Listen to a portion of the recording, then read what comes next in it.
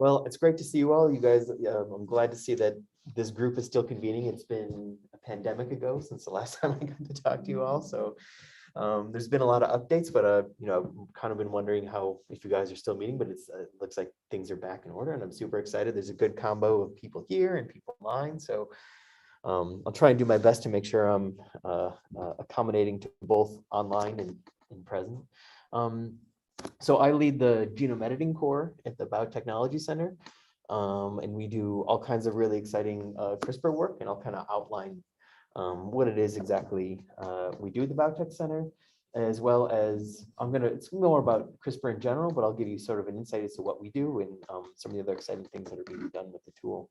And how long have you been at that? I've been in this role since 2015. So I was hired to create this, this division. And it was kind of one of the first ones in the country that was a core facility. So that means it's like we're not really based around a hypothesis.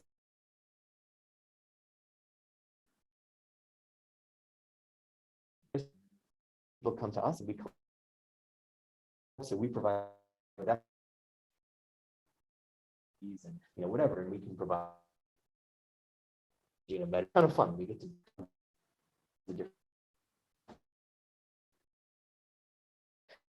So I think we want to talk about genome editing and why CRISPR itself is so powerful. It's important to start in the past, to start in back, to think about the historical context here. And at least when I'm kind of going back to think about the different eras of genome editing, I like to start at least like way back. So sometimes I like to bring this up. It's probably not that important for this group. But there are plenty who get sort of concerned when they hear the term genome editing or genome engineering and start to think, what are the consequences of that? And I guess one of the things that I would just want to impress is perhaps you could argue that the first era of genome editing, happened, back, since the dawn of, domestication and cultivation of crops and livestock. And okay, does that really count? So if you take some of the earliest, the natural strains of wheat, you can see that they have these tiny little berries, and there's very little, there's a hard case around them that you have to get the food out of. And over time, these subsequent breeds were developed that have much juicier berries and much more accessible caloric intake and gluten, and make all kinds of delicious food. So what really happens at the genomic level? Well, at the genomic level, it's actually, so if we want, does this really count as genome engineering? Well, at the genomic level, there's a huge impact here. So some of the earliest strains were just diploid. So just like us, they had 2 of each chromosome, right? But over selection, there's actually doubling of the entire genome. So then they contain 4 chromosomes, and there are some strains now that contain 6 chromosomes.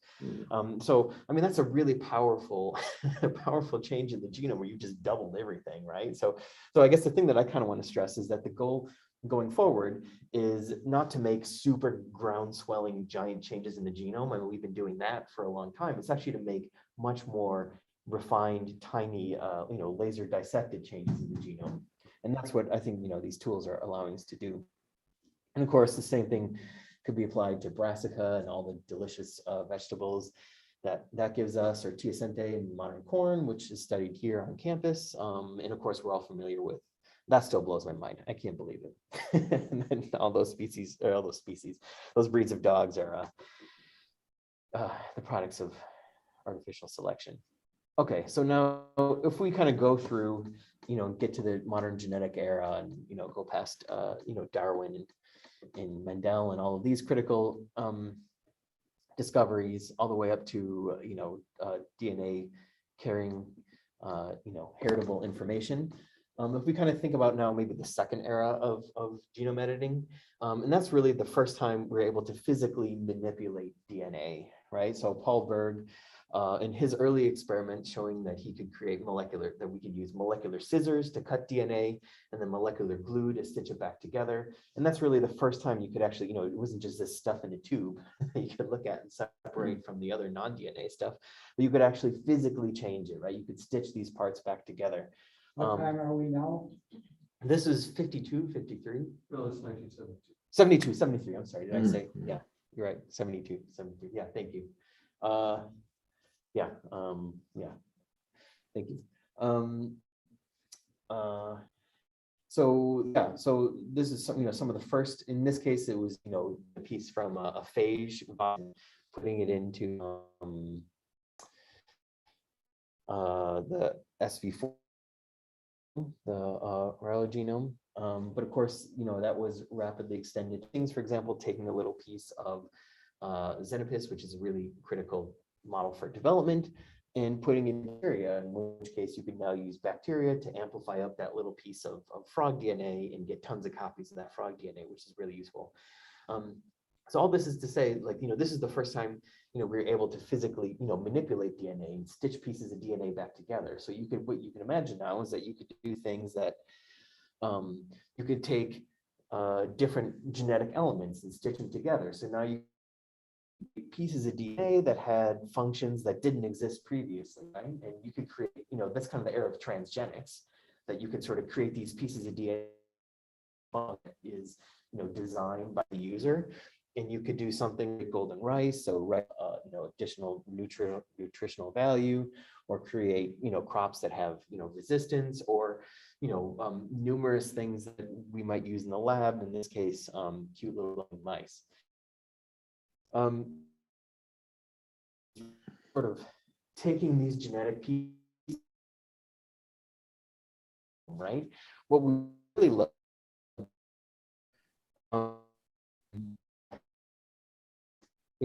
for a missing is the idea. So not just taking this chunk of DNA and giving it to a genome when it didn't exist, but actually editing the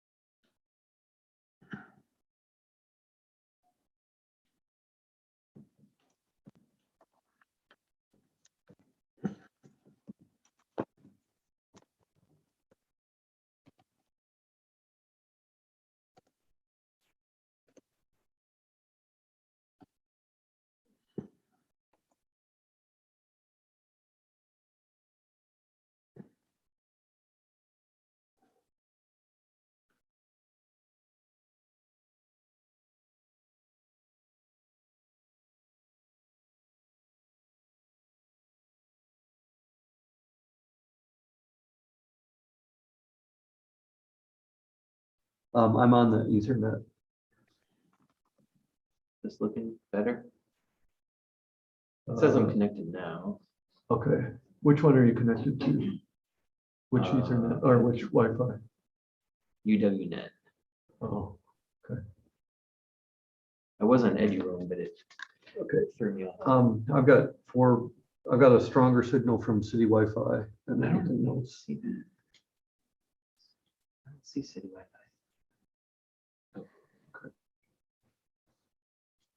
Oh, city Wi-Fi. All right. Yeah, seems that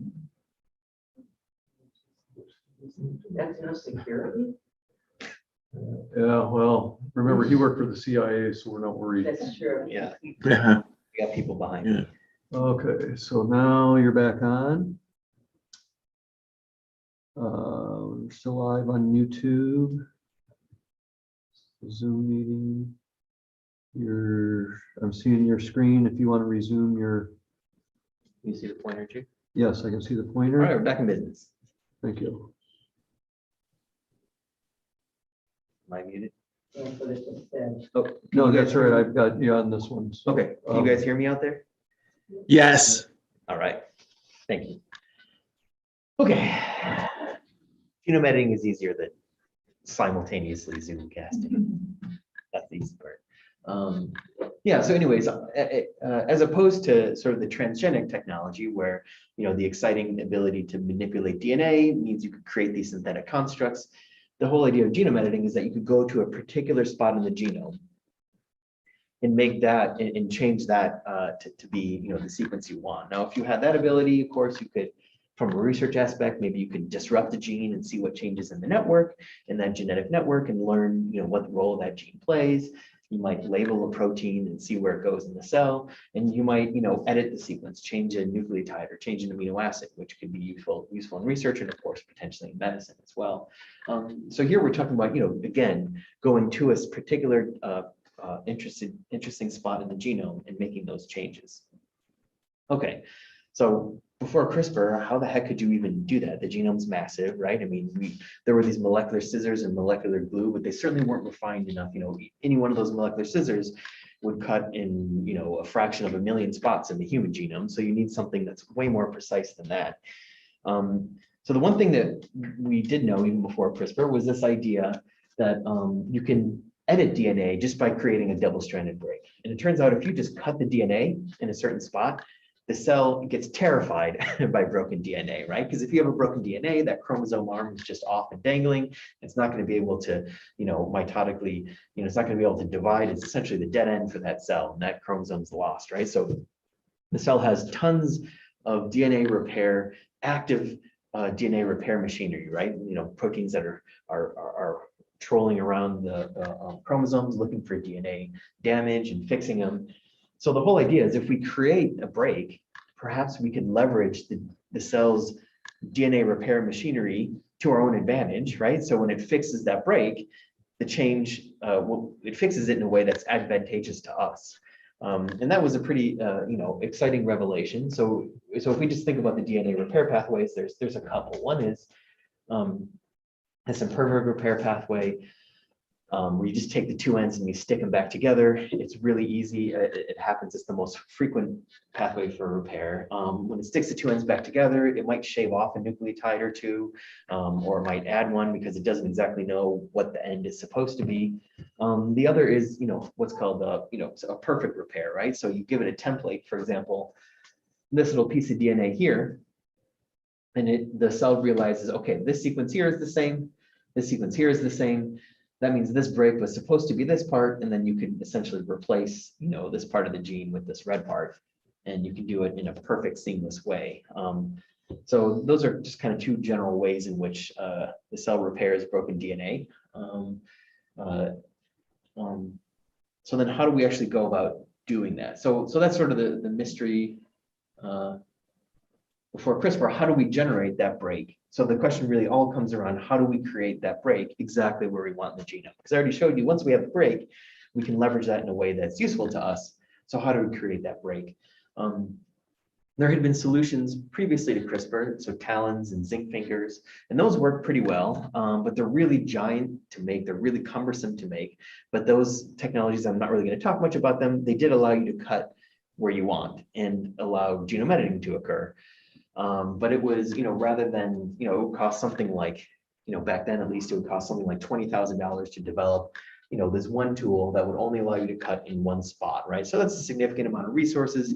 You're going to have a lot of information, to make sure that, that you're going to get a lot out of cutting in that one spot before you can sort of invest those resources. So obviously we're leading towards, CRISPR being the solution here. But the cool thing about CRISPR is that it didn't come from, some brilliant geneticist that was just sitting there tapping their pen against their teeth trying to think of a way to edit the genome. It actually came about from just pure basic research, right? So, just curiosity made from observations of the natural world. So, it kind of could perhaps be it could be started in 1987 when the observation was made that this particular bacterial genome has these repeating sequences here. And there would be a sequence that varies followed by this repeating sequence, and there'd be these spaces in between. And then, but the same sequence would repeat throughout the genome, which is kind of a curiosity. Not really much was understood about it, but it was reported in the literature. And eventually, not listed here, but in about 2005 or so, once we're kind of in the era of genomics and there's more sequencing data at hand, and we can all start to think about all the genetic sequences together, someone took a look at these sequences, compared them to the known sequence library, and realized that the interesting thing isn't these pink sequences that repeat, but these gray sequences actually correspond to parts of viral genomes. So that's strange. What the heck is a bacteria doing by absorbing these tiny pieces of viral genomes and sticking it into the genome.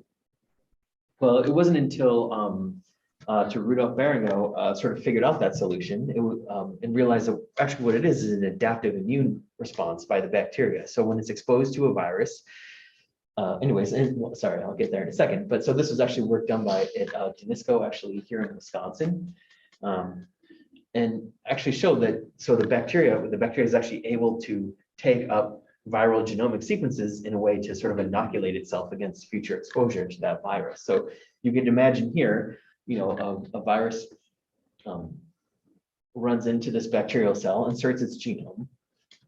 That bacteria divides it into little chunks, inserts a little chunk into each one of these spots, and now it's got almost like a little record, right? Almost like a little wanted poster, or a little like a fingerprint. It left its evidence that this virus was here. So then it can now read out that little fingerprint, and these proteins can walk around with these genetic sequences that were taken from the virus, and essentially scan the perimeter of the cell, if you will.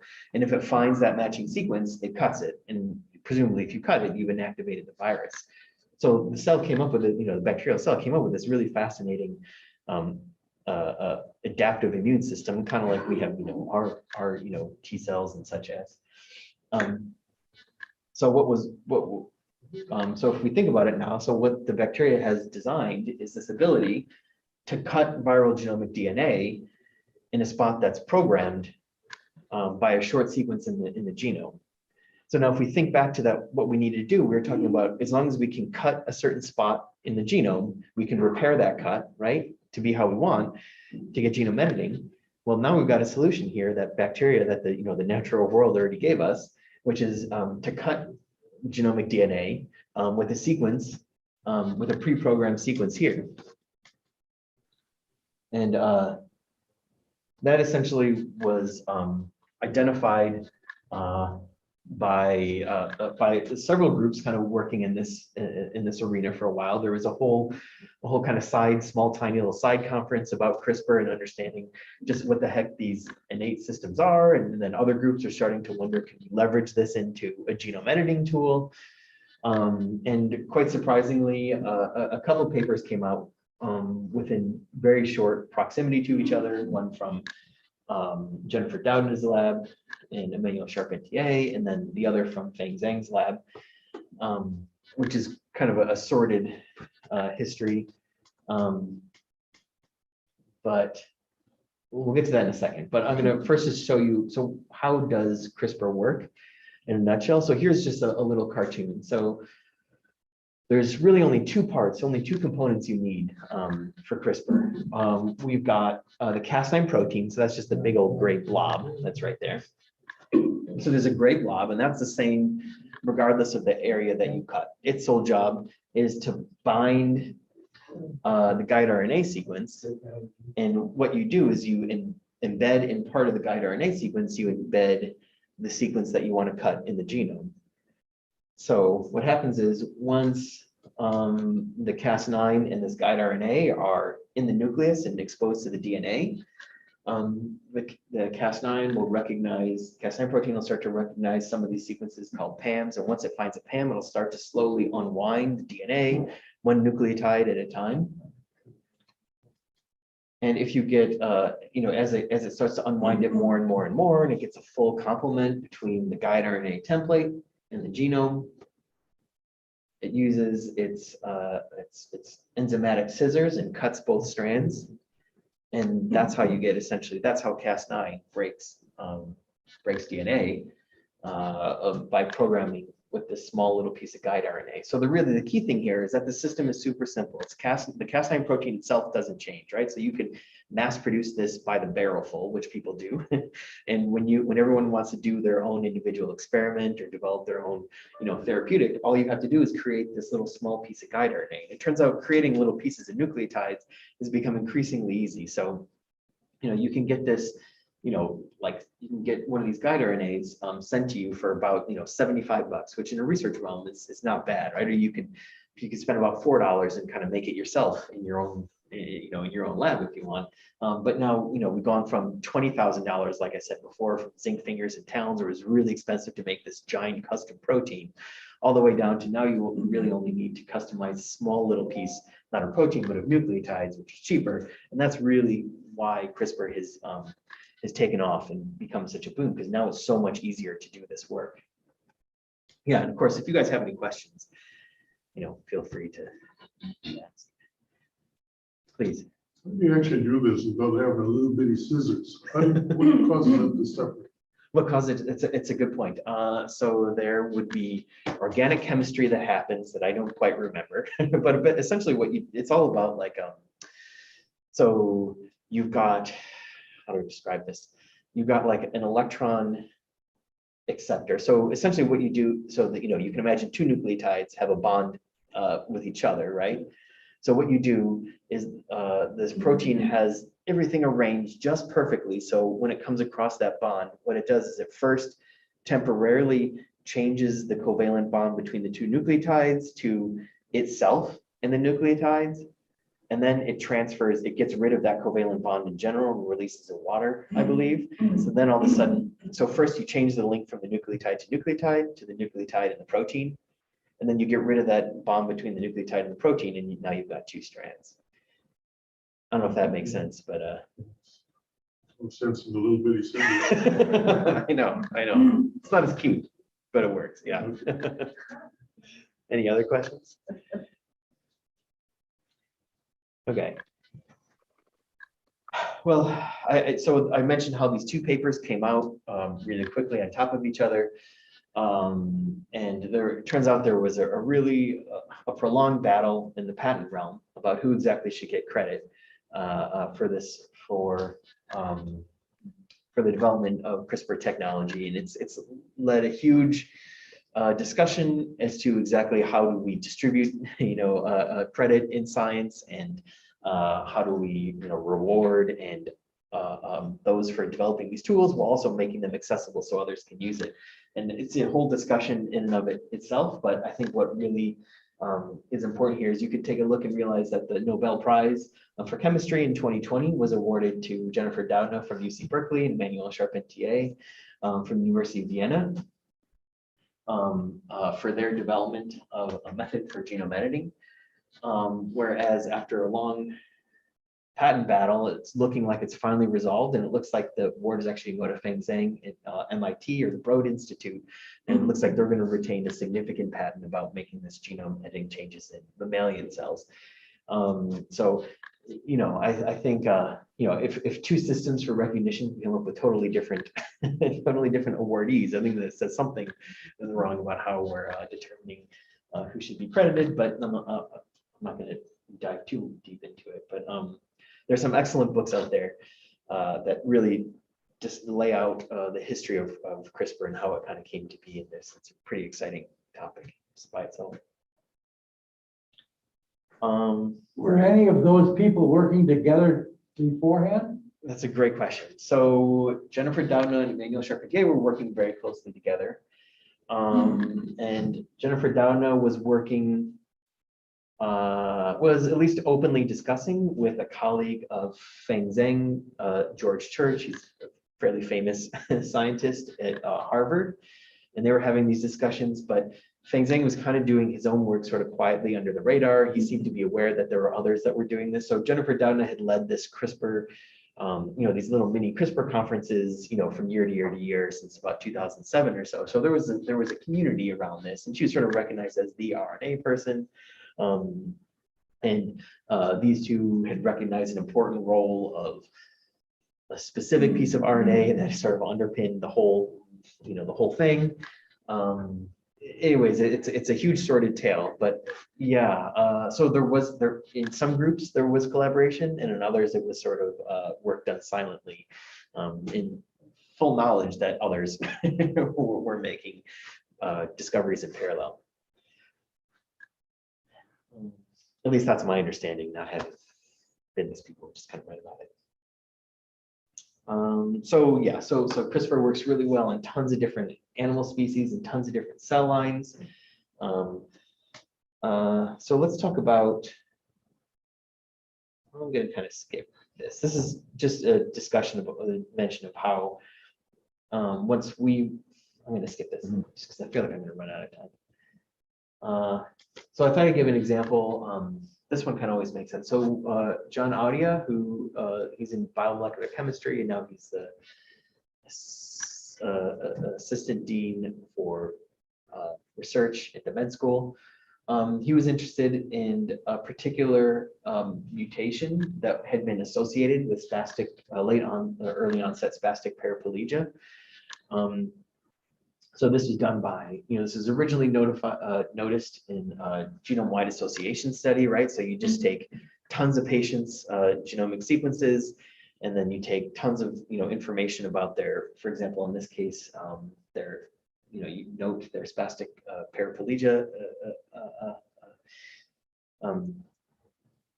diagnosis, and then you just make associations. So which genetic variations are associated, with this particular disease outcome.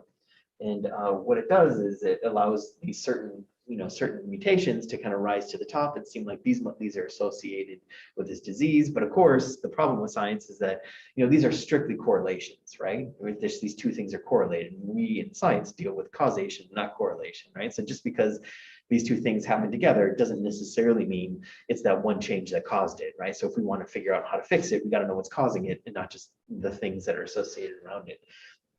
So this is one of the key ways in which CRISPR is being used to actually create some of these mutations that we think are associated with diseases, and take a look. So here is a normal wild type rat. But when we created rats that had these mutations, you can see that they had pretty massive hind limb paralysis that occurred fairly early on in the life of the rat, right? So this isn't, I don't remember how old they are, but this would sort of be like a middle, a moderately aged rat. So that's one example. I thought I'd kind of mention another interesting thing we're doing on campus. So we've been working a lot with Genome and animal sciences to push forward swine as a really critical biomedical model. Why pigs? Well, it turns out, why pigs, if they're mice that are a lot smaller, they fit in a lab and they're much easier. Well, part of the problem is that mice have a very different lifespan than humans, right? I mean, they live maybe a part of a year and die, and it turns out their disease progressions are often much different. When a human finds out they have a cancer diagnosis, it's all about managing the cancer, stratifying and understanding the risk, and projecting it and handling it, and then throughout different stages. Whereas mice generally get giant tumors that grow and they die. It's it's not as easy to sort of have that same model. They're similar in body size to humans, including organ size, which allows uniform imaging. So if you have some cool new radiological technique, you have to create a whole mini one for mice and then scale it up for humans. Whereas with pigs, you could just use this. Literally, we just use the same instruments. But because they have the same similar organ size, there's a really exciting possibility for xenotransplantation, right? So there's a massive organ shortage crisis, right? You're way more likely to die waiting for an organ donor than you are to actually receive it. So there's been a longstanding goal or an interest in perhaps finding a renewable source for organs. And one might be pigs, right? So they're similar in size. Both mammals. They're, moderately closely. They're perhaps related enough. Didn't somebody just die with a pig heart? For a couple? Right, exactly. Yeah, exactly. So that's exactly what we're talking about. So, it's kind of amazing that it lasted as long as it did. But, for the longest time, the thought had always been, how do we manage humans' immune responses to halt the rejection of pigs? But now with genome editing, the new challenge is more, how can we change the genome of a pig to match, the immune system of a human? So we created a cell line that has 4 genes knocked out so we took a piece of skin from a pig's ear, created a cell line from that, knocked out 4 genes that we know create markers, decorations on the outside of the cell that humans don't have, so they recognize it as foreign. And then since we had that cell line that had all those changes, we handed it to someone else who then took embryos, right? Removed the nucleus of those embryos and replaced it with the genome edited cells that we made, right? So this is single cell nucleotide transfer or cloning. This is how Dolly the sheep was cloned, right? And we were actually able to make pigs that had those, full animals from those little pieces of ear skin that had those genes missing. And now we're kind of going step by step and trying to knock out more and more genes and add back in things that we hope will allow the organs to persist longer and longer. One of the other things that we've been doing a lot on is a study of neurofibromatosis. It's a rare gene, but not really all that rare, about 1 in 3,000 people. It's a giant gene that's a fraction of a megabase, which in the genomic realm is really large. And it's a fairly complex disorder. So it's most commonly associated with benign tumors that can eventually grow to become really large and cumbersome, disrupt organ function and be painful, and progress to malignancy as well. But it's also associated with all kinds of other neuropathic pain, digestive issues, some cardiac issues, developmental delays. So far, the models for NF1 were primarily mouse models, and there hadn't really been, these mouse models don't exactly have the same types of NF1 that kids who have NF1 do. So we set out to create pigs that had mutations that are carried by, actual humans. And the idea was that if we could create those pigs that had those mutations, we could then study those diseases and, identify novel medications and things that might serve to help them, and then hopefully translate that to humans. And that's something that's actually underway right now. So we created pigs that have these large fibroma tumors. And in fact, a postdoc in my group is now taking a piece of that tumor and doing what's called single cell RNA-seq. So you divide, we know, you can imagine that you could take a tumor and you could sequence the RNA in it and understand what genes are turned on in that tumor. But what that doesn't tell you is that it turns out the tumor isn't just made of tumor cells. It's actually a really rich combination of dozens of different cell types, right? And all those different cell types are communicating and causing the tumor to grow and recruiting other cell types. So the idea is you take this tumor, you dissociate it into individual cells, and you do individual RNA-seq on each cell in that tumor. And you kind of cluster them together and put the like cells near like and the other cells far away. I'm not going to go into those results, but we're finding out some really interesting things about really unique things about NF fibromas. And for example, some of this fibroblast population is really, really unique in these tumors that aren't noted elsewhere. And we're using that right now to try and identify hopefully some exciting new biomarkers for this disease to track these tumors, but also perhaps identify new pathways that we might use to reduce the tumors and sort of cure them.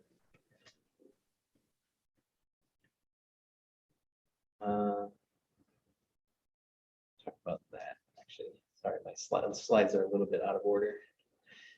Another interesting thing we're doing with Rich Hallberg. There you go. This idea of using CRISPR to screen, which is really exciting. So what this allows us to do, so what we'd like to do, of course,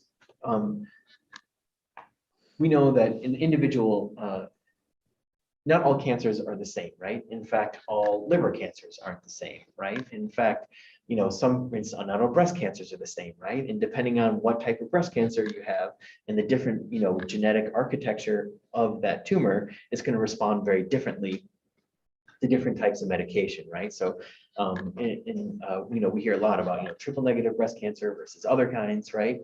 So, what we'd really love to do is understand how genetic underpinnings for cancers, how those influence how they'll respond to different medications. So one thing that we're currently doing right now is we are using CRISPR. So we're making a tube of viruses, and each one of those viruses causes an amino acid to change to all the different possible amino acids. And then what we do is, in the case here, this is for colorectal cancer. We're delivering these viruses to the colon of the mouse. And the idea is that each cell is going to take up a different virus, so it's going to have a different change. That amino acid is going to get changed to a different amino acid. And the ones that are tumorigenic, right? If it causes a change that results in a tumor, it's going to rapidly grow and proliferate, right? And overcome, you'll generate a tumor from those cells, right? And even further, what we can do is we can give mice, different medications, different cancer medications, and ask, okay, so if we give them this medicine, that variant goes down, whereas this variant actually goes up. And if we give them this other medication, this variant goes down and this variant goes up, which would tell us that, if this is setting us down the path of personalized medicine, where we can actually ask, well, what are the mutations that are present in an individual tumor? So it allows us to predict what medications are more likely to be efficacious than others. Does that make sense? That's kind of a long walk, but okay. And then Dustin, you gotta close your, Yes, there, got a lot of stuff here. This one? yeah. And Good. Thank you. cool. Okay.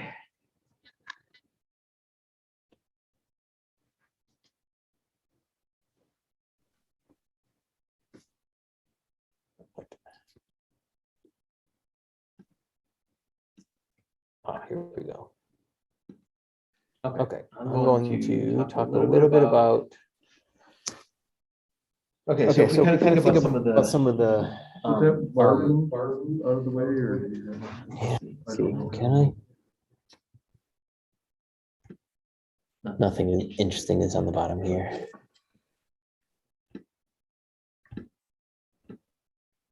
Okay. So we'll talk about a couple avenues for therapeutics, right? So actually taking this to the clinic. Talk about immune enhancement therapies, some ex vivo editing therapy, in vivo editing therapy, and then a little bit about germline therapies. So if we start with autologous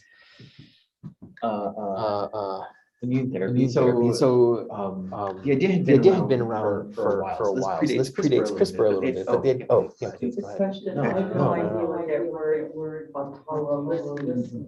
Oh, right. That means that it comes from. Thank you. Yeah, Thank you. Yeah, I was going to talk about that, right? So that it would it would be their own cells. Okay. So right, it goes back to the That's source what from the which it autologous came. is. Yes, Exactly, right. As opposed to heterologous, which would be, yeah, thank you. You've ever given blood for yourself before you go into surgery? That's a, Thank There you God. go. well, Yeah. it's an autologous blood transfusion. Gotcha. There you go. Exactly. So it's Exactly. self-locating. That's- Yeah. Your own cells. Yep. Your own cells. Exactly. So, and that would be the idea. And And the idea here is that so actually it turns out that I don't know how many this. I was kind of I was not super knowledgeable about cancer or immune the immune system, which is fascinating. But when I first started, it turns out the immune system actually has an active role in battling cancer, right? So this is something that the immune system is poised to recognize tumors and cancers and battle against them. So even in the last 20 years, there had maybe slightly longer, there had been lots of interest in asking, well, how can we give the immune system like a little even better edge to be even more efficacious in getting rid of cancer? Because it turns out cancer is sort of like a selection in a dish, and that dish is a person. But that tumors find ways to evade the immune system, right? So they do certain things to make themselves invisible to immune cells. So for example, that process is called checkpoint inhibition. So what it does is it basically suppresses the T cell's ability to recognize those tumor cells. So what has been of interest is to try a few different things. And there are several different CRISPR therapeutic groups that are working down this path. Number one is, and this one's not necessarily CRISPR, this is something that's been in development in the pre-CRISPR days, but to give them a novel gene, right, using using transgenic technology like we talked about, right, just just creating this new synthetic construct. so that T cells, so you can essentially direct T cells to an antigen of your choice that's found on a certain kind of tumor, right? So that's one thing. Another Another is is to to knock knock out this gene in T cells that cancers use to essentially shut them down, right? So if you can't, if the T cells are missing that gene, then the cancer can't essentially use it against them to shut them down, as well as knock out the perhaps the target that T cells are supposed to be looking for, so that they're purely just looking for this cancer-related tumor. So there are a few strategies that are in place. This is just one example, and I think it's a really promising area going forward. I don't know if this makes sense. We're hearing an echo. If you look at ex vivo therapy, so this was the first actual CRISPR therapy that was approved, and it's pretty exciting. So the first therapy comes from Crispr Therapeutics. And the idea is this is to battle sickle cell anemia as well as beta thalassemia. Both those derive from essentially hemoglobinopathies, right? So where you lose, you get sick red blood cells essentially. But so the goal here is one of the things I think that's cool about this is that it turns out that actually, you would think that the easiest pathway to using CRISPR to cure a disease would be to just go in and fix the mutation, right? I mean, that's the most obvious thing, right? If you know the mutation, just fix it. It turns out that's a little trickier. I don't know if you remember back to that slide where I showed the two pathways for DNA, right? There's the one on the left where you just take the two broken ends and you stitch them back together. Then there's the pathway on the right where it repaired from a template and made that whole section red. I don't know if you remember that slide. If I go back. Anyways, the issue is that pathway on the right, you might think, why would you ever do anything other than that pathway on the right, where you make it exactly what you want? That sounds like what you want to do. It turns out that the efficiency of that is really low. So the cell wants to generally just do the simple thing, just stitch the two ends back together. So while we've known for a long time that sickle cell anemia derives from most commonly the 6-glutamate gets converted to a valine in the HBB gene. It's hard to just go through and change that gene. So I think this is kind of cool because what it does is it forces clinicians to have to be creative, right? Go back to the drawing board and understand the basic biology of these red blood cells and the physiology of circulating cells. So it turns out, when the answer is kind of cool, it turns out that when we're that one gene, one pathway is active to create red blood cells fetally. And after a certain stage, that pathway gets shut off and a secondary pathway gets turned on. The secondary pathway is the one with mutation that I mentioned, HBV, the one that when there are mutations there, it causes sickle cell. And it turns out there's a gene that actually is responsible for shutting down that infant form. And then the other one comes back up. So the clinical goal turns out the easiest solution isn't necessarily just to repair the mutation, because that's kind of hard, like I said, just to make a specific change is harder. But instead to actually turn off the gene that shuts down the fetal hemoglobin pathway. So essentially you're allowing the fetal hemoglobin pathway to stay on, right? Whereas normally it gets shut down by this gene. Like I said, it's easier just to knock a gene out by again, the pathway I said that's easier is just take the two ends, stitch them back together. But I didn't really say, and I mentioned that, when you stitch them back together, you maybe gain a nucleotide, lose a nucleotide, what's the difference? The cell figures at least the chromosomes back together. It's the best I can do. You might think it's only a nucleotide, but and I didn't mention this, it's really helpful in the process of knocking out a gene. Because what would happen if you had a protein coding sequence and you just inserted a single nucleotide? What would happen? Right? You can't make the protein shift, right? The whole reading frame, because the whole thing of translating RNA to protein is 3 nucleotides at a time. So even if you only insert a single nucleotide, yeah, it's only a nucleotide, but the whole protein is whacked. So using that method, it's really easy to use that method to knock out a gene. And it's easier to use that method to knock out a gene than it is to make a perfect repair and fix it back to a sequence that you wish. So all that is to say, this pathway knocks out a gene that turns off that infant hemoglobin pathway, such that in the presence of sickle cell, for a patient who has sickle cell, now they can create normal red blood cells and remain healthy. And it turns out, the patient, the first patient that they gave this treatment to is now after a single dosage. So, you take their own cells, you irradiate, you myoablative conditioning. And then you knock out that gene that I mentioned. You do the genome editing along the bottom here. Then you do the autologous grafting of the cells back in.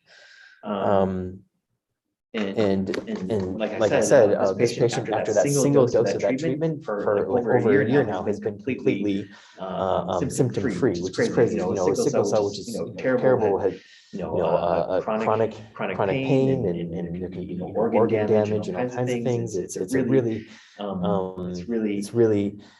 debilitating for the human, and it's really expensive.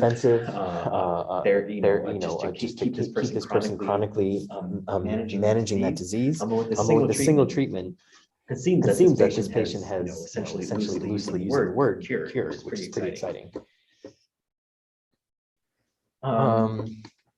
So another one. So thinking about. I talked about ex vivo delivery, right? And I didn't really define that term. So ex vivo means that you take the cells and you take them out of their location, right? You do something to them, you make the change outside of their location. You could assume you're going to take just the healthy ones, you're going to take just the ones you want, you have some control over it, and then just put the cells back in the patient.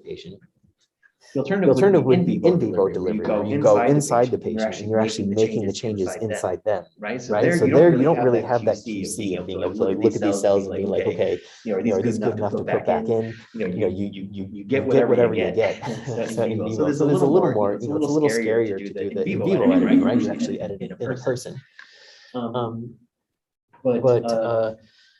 Example of an in vivo therapy that's currently being tested by Editas is Edit 101. Turns out it. I think one of the other things that's I would be remiss if I didn't mention is it's one thing to think about how you're going to make that change, but what's equally important is not just the machinery, the CRISPR that actually allows the change to occur, but how do you actually get that to go into the cells? Right? How do you get it to where you want it to go? Right. So what we call delivery, this broad and relative delivery, right? If you needed to fix the liver, how do you get it to go to the liver and get in the cells, right? And that's hard. That's probably harder than actual genome editing itself. But the strategy they use here for this particular form of this retinopathy, this congenital retinopathy, is to use a viral mechanism, right? And this has been used previously for transgenic technologies. But to deliver this virus to the retina, and what the virus does is it fixes the mutation that causes missplicing, right? How the mRNA is processing, and we kind of skip past that. But the therapy here is actually to fix this missplicing site, but it's delivered through a virus, right? So you so you don't necessarily take anything out, right? This isn't like the ex vivo taking out the cells, fixing them, putting back in. You're just going to their retina, injecting these viruses that can go and do the change, and then seeing what happens. It turns out, so it seems that there's some, how is it working, right, is the obvious question. Did it work? They tried it in, I think, a very small number of patients, and I think the success was maybe a little underwhelming. The efficacy, I mean, I think the safety was relatively fine. There was some language like there were signs of possible improvement. I forget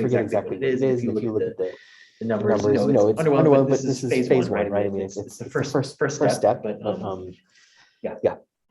Any questions about about this? What's it like to treat this? Do you know whether you're a patient, you're a human being, you go into a clinic, do they just put drops in your eye? Do they inject something behind? I don't know. What's the actual delivery? Right. I just heard someone on NPR talking about some other congenital. Right. When they actually did it, you're actually awake. and they and just they use just some use some numbing numbing cream. cream. This This is is something else that they were injecting into the eye. Hopefully that numbing cream works. Yeah, Yeah, It's it's like- like- he said, I want you to use, four four times times the amount. The doctor's like, It's not going to do anything. He's like, It's like, it it is is to to me. me. It's going to make me feel a lot better. Right. But yeah, the whole idea of injecting something into my eye, including viruses, Right. right? Not Not my thing, but you know what I mean? If the choice is that, whatever. right? Right? Well, that's what I was just wondering how. It's It's not. not? For macular degeneration. Sure. Sure. Quite a few people are getting injections, so. Is that Is that right? right? Super vitamins for Okay. the Okay. eye, for macular degeneration. It stabilizes the whole process. Awesome. You don't feel a thing, they numb your eye, you inject it, no big deal. Okay. Okay, Good. good. All right. All right, that's good to hear. So maybe maybe I'll give it a whirl sometime. No, No, thank you for that. Yeah. Yeah. What What do I know other than just the idea? idea? But I'm glad. Yeah. Thank you for that. Okay. Okay, and then the last example here, the idea. So this was the first clinical example of systemic CRISPR therapy. So before, this is kind of like in vivo, right? But it was localized, right? You put the virus, you put the machinery where you want it, at the retina. This is the first time that it was just, injected into the vein. And what they used were this idea of lipid nanoparticles, which are certainly a hot topic. So the idea is that, there's these like membrane-like tiny little spheres that inside contain the machinery. And then those can then fuse and release into the cell of interest and do their business. And that's what Intellia Therapeutics is using here. That is to study to improve transthyretin amyloidosis, which I'm not particularly familiar with. But the idea is that there is this accumulation of this misfolded TTR protein that it's misfolding. Kind of think about like how Alzheimer's seems to result from this misfolding protein that causes these aggregates, and cells don't like when there's aggregates proteins. Presumably, I think it's something similar here with this misfolding of TTR. So the idea here is that you just target through lipid nanoparticles, LNPs. And this is the first systemic administration. And it looks like after the early phase 1, we're just to take a couple people, a small number of people at 2 different just high dose, low dose, and no dose, and found that it was well tolerated, and they seemed to be not affected adversely, and that there was a durable reduction in this TTR even 28 days after. So I think pretty promising overall.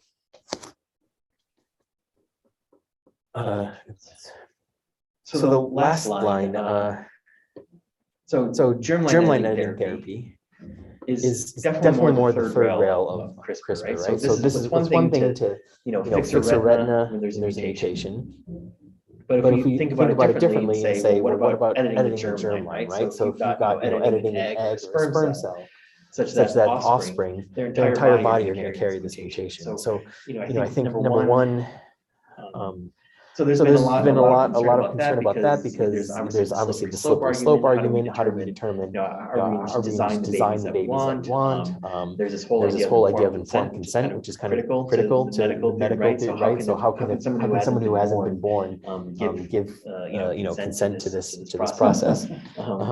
For consistently, there have been a lot of voices saying we're not there yet. We're not, no one should edit human germline, but there aren't really, hard and fast regulatory processes in place, right? It's just, global, like, agreed upon laws or anything. And it turns out that a scientist in China actually did perform genome editing on embryos. This was actually a scoop by the local MIT paper. They actually got this information and then released it. And it was widely condemned. It wasn't really a well thought out study. There were a lot of problems with it. But in fact, in pretty universally, all the groups of interest said, regretted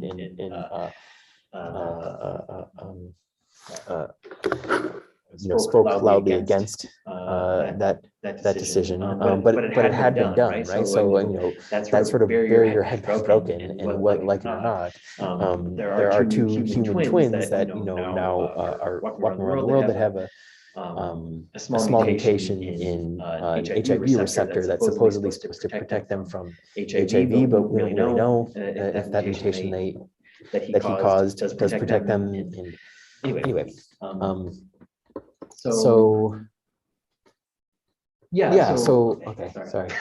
So I think it's one thing it's done is just try to bring the community back together to try and understand like what is it, what rules can we have in place, right? There's no global science police, right? But Are there ethicists or philosophers or someone who, your forte is, and I know from managing projects that like the people who are doing the work looking down, you can get going all over with it, but like an ethicist would be somebody, looking above, and is there any involvement in it? Because I've watched enough Star Trek to know.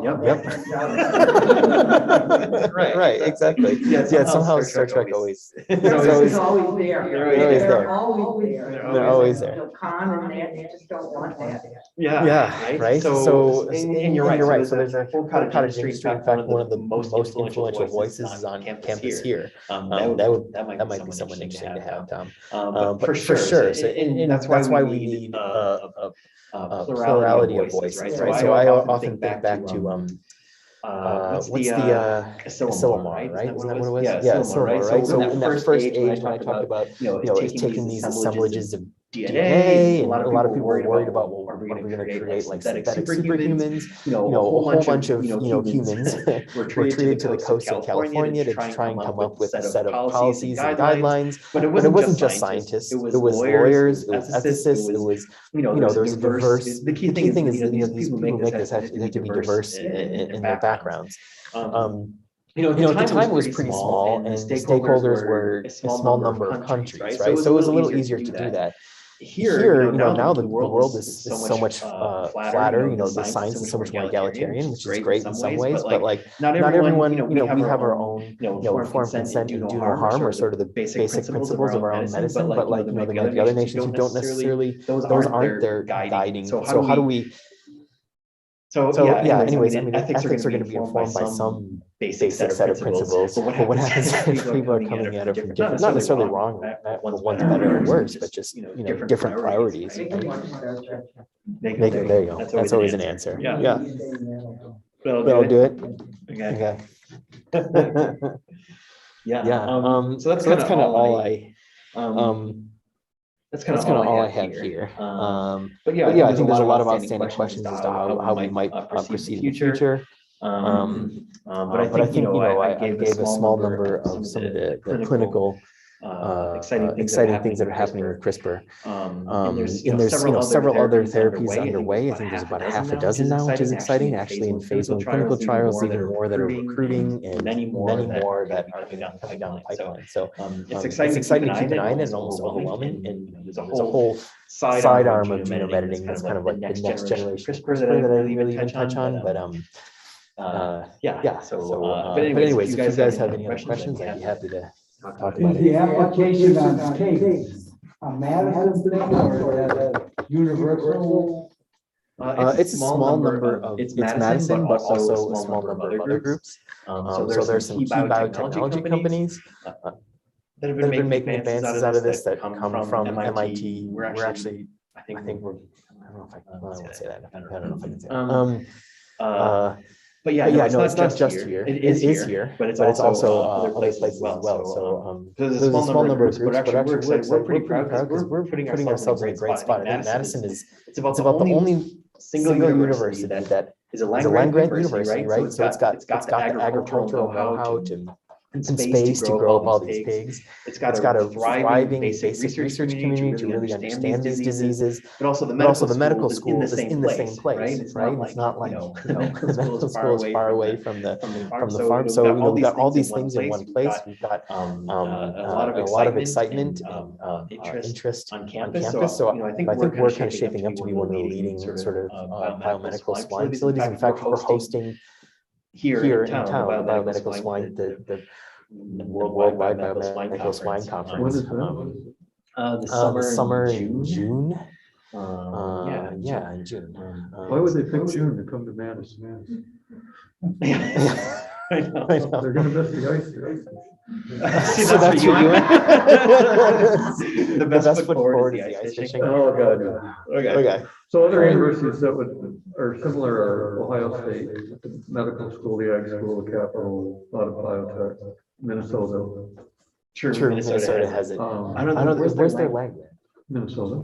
Okay, Okay, yeah, yeah, and actually they have a really good program, program, so they're partnered with Combinetics Combinetics there, so they're also, sorry, they're also, they're in a good spot too. Yeah.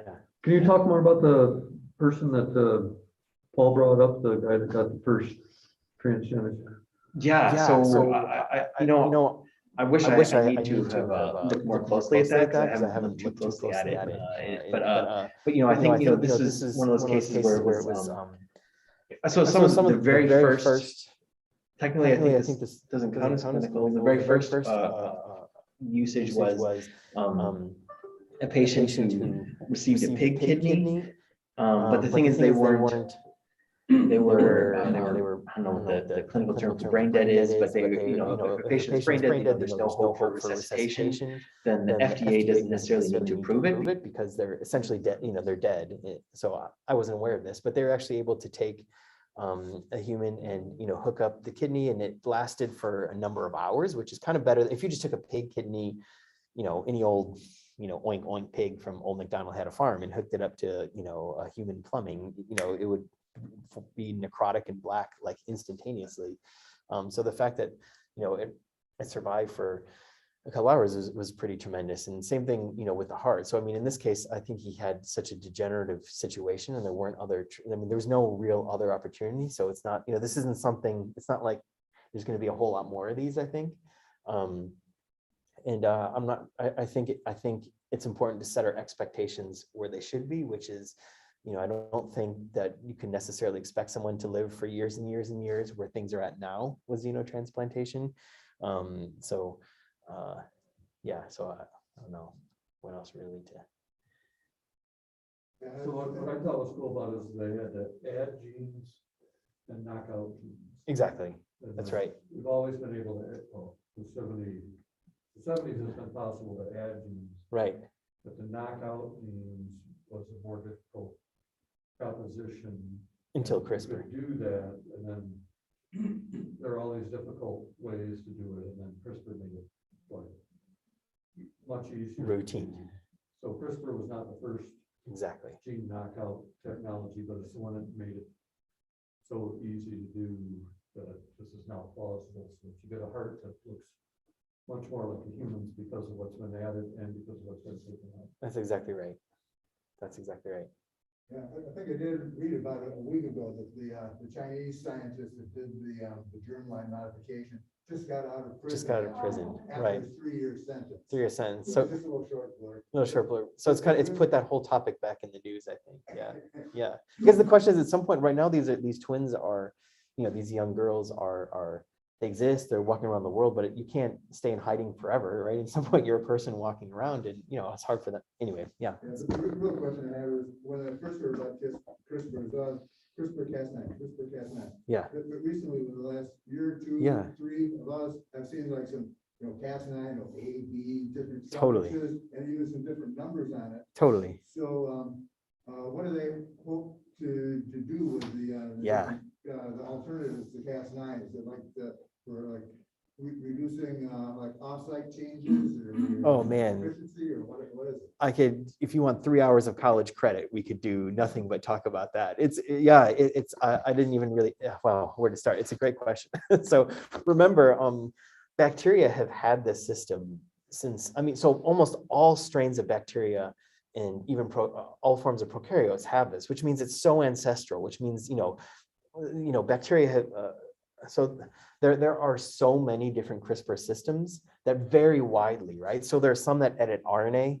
There's some that don't just cut double strands, but just chew back, they recognize something and just gobble up long chunks of DNA. There are some that make changes that bind RNA. There are some, there's so many different Cas systems, let alone the individual proteins. What we're talking about here was sort of the lowest hanging fruit. It was very smartly, they very smartly chose this Cas9 from S. pyogenes. It does the things we need it to do. It works at 37 degrees because it's from, so it's great, but there are, there's so many biotech companies that are strictly just combing, genomes of microbes to identify more and more Cas proteins. So, the biggest alternative to Cas9, the one that you could most easily find, would be this other one, Cas12a. It's really interesting and kind of complementary. So Cas9 works really well in regions that have high GC content, whereas Cas12a is really nice because it works really well in regions that have low GC content. So, you can have your cake and eat it too. There are other benefits to Cas12a. There are, and people are actually engineering the Cas9 protein itself. So I talked about the next generation of genome editing, right? Which, as we talked about, what Cas9 is born to do, so to speak, is just use that biochemical process that I fumbled my way through to talk about how the breaks in the DNA occur. But what you can actually do is you can actually create mutations in the Cas9 protein. So those things are completely inactive. So it can't cut DNA, but what it can still do, you give it a program sequence, it goes to that spot in the genome. And then the question is, well, you could decorate that Cas9 with maybe something else you wanted to do, right? So we think a lot and talk about epigenetics, right? So DNA methylation using epigenetics to turn off a gene, turn on a gene. So that method has been around for a while. So you send the Cas9 with this thing that can affect epigenetics, either turn it on or turn it off, and you send it to a spot in the genome, and you can either epigenetically activate or deactivate a certain region. That's really exciting. Or the whole idea of base editing or prime editing, where you, I can't really explain that without a figure, but essentially, instead of just cutting the DNA, what you do is you give it an enzymatic property to physically change the nucleotide so that it's more like a different nucleotide. So you're actually changing the nucleotide itself, right? These are all just sort of covalent, right? If you take off essentially an amine group, the cell thinks it's a different, it thinks it's a different nucleotide, and it treats it thusly. And every time it divides, it acts as if it's the other one. So you can actually just literally edit the DNA without having to worry about breaks. Because what we didn't really talk about, well, yeah. Because when you cut DNA, yeah, you might get the repair you expect, but you also might get something else, right? There could be some other you might get some chromosomal abnormality. It might fly to some other part of the genome and you get some insertion, or you might get some giant deletion that's not what you expected, or you can get cuts off target effects that cut not just where you think, but maybe also somewhere else. And those somewhere else's might be really important too. So if you can remove cutting, which is this next generation of genome editing, and actually do something else, so you don't actually have to cut, because that is this sort of an instability, you've done yourself some favors. So there's lots of, those are all very preclinical. None of those are close, but there's a lot of interest in that. They're in use in labs all the time, but they're as a clinical therapy, they're exciting, but not yet implemented. All right. See you next week. Okay.